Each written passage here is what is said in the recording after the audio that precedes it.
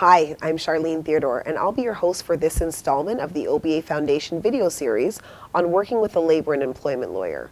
Today I'm joined by two employment lawyers. Gentlemen? Hi, I'm Samil Chagpar. My name is Rich Appia. And we're going to be discussing the severance rights of employees who've been terminated by their employer without cause. So my first question is for you, Rich. What if someone has been fired without cause? What are their legal rights? So an employer has the right to terminate the employment of any person without just cause by providing that employee with advance notice of termination or pay in lieu of notice of termination. So if we were talking about you, Charlene, the amount of notice that you'd be entitled to would be determined having regard to two bodies of law. The first is the Employment Standards Act 2000. This is legislation that sets out your minimum entitlement to notice of termination, benefits continuation, and other payments upon the termination of your employment. If you signed an enforceable agreement that limited your entitlement to notice of termination to the minimum standards of the Employment Standards Act or to some other lawful formula, then the terms of your employment agreement would govern, and that's all you'd get. If you did not enter into an enforceable agreement with your employer that contains such a severance clause, then you'd be known as an employee at common law, entitled to what's known as reasonable notice of termination at common law. Can you explain to our viewers what common law is? Sure. So the common law is the law made by judges over the last hundreds of years. The common law would determine your rights by considering how similar cases were dealt with in the past and then applying the judgments in those cases to your circumstances. How would the common law calculate one's notice or severance entitlement? The common law's determination is dependent on a variety of factors, such as your age, your length of service, sometimes your compensation package, and the level of position and responsibilities you held prior to your dismissal. What the common law does is suggest a period of notice that you're entitled to at termination. This is referred to as the common law reasonable notice period. The common law reasonable notice period is almost always lengthier than the notice period under the Employment Standards Act. In fact, I can't remember a case in which the Employment Standards Act provided an employee with more rights than the common law did. What the reasonable notice period at common law does is approximate the amount of time it would take for you to secure other employment.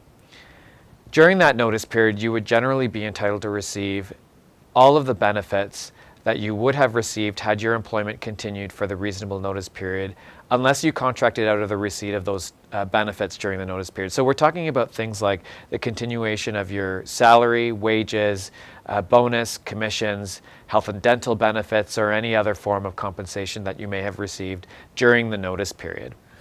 What if your employer didn't provide you with reasonable notice before termination? So if your employer didn't provide you with reasonable notice of termination, then your case would be what is typically known as a wrongful dismissal. In that type of case, you'd be entitled to damages for your employer's failure to provide you with proper notice, advance notice of termination, or pay in lieu of that notice. Samil, what if you found other work during this notice period? Well, Charlene, if you're only entitled to notice under the Employment Standards Act, then it doesn't make a difference if you've started working during that period. If you're entitled to notice based on some contractual formula, then it'll really depend on what's set out in that contract. Generally, however, under the common law, you are obligated to reduce or to mitigate the loss of your employment by making reasonable efforts to obtain comparable employment during your notice period. And if you do find a new employment or become self-employed during the reasonable notice period, your common law right to pay will be subject to a deduction based on the income that you've earned during that reasonable period of notice. Interesting. Samil, we often hear of the phrase constructive dismissal when an employer changes employment terms. Can you explain this term to our audience? Sure, Charlene. A constructive dismissal arises when an employer unilaterally breaches an essential employment term. A typical example of this arises when an employer significantly decreases an employer's compensation or demotes an employee. And another example may relate to an employer's failure to protect an employee from workplace harassment. In these types of circumstances, if it is clear that an employer does not intend to be bound by the essential employment terms that a worker benefited from, then a constructive dismissal will have arisen. If someone feels that they have been constructively dismissed by their employer, can they just simply stop working?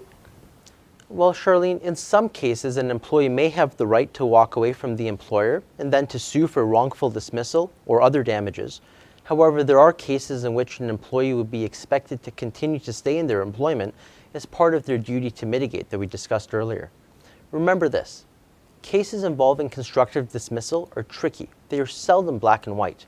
They involve questions as to whether or not an employer made a unilateral change or whether or not the employee accepted or condoned those changes. There are also questions about whether or not the changes affected essential terms of the employment or whether or not they only affected minor terms. For this reason, Charlene, employees should never take a position of constructive dismissal without first seeking legal advice and speaking to a lawyer. If their situation does not meet the criteria of a constructive dismissal, and if they've stopped working, they may be deemed to have resigned from their employment, and as a result, they may not have any other entitlements to notice pay. That's very helpful and very interesting information. Thanks to you both. Thanks, Emil. Thanks, Rich.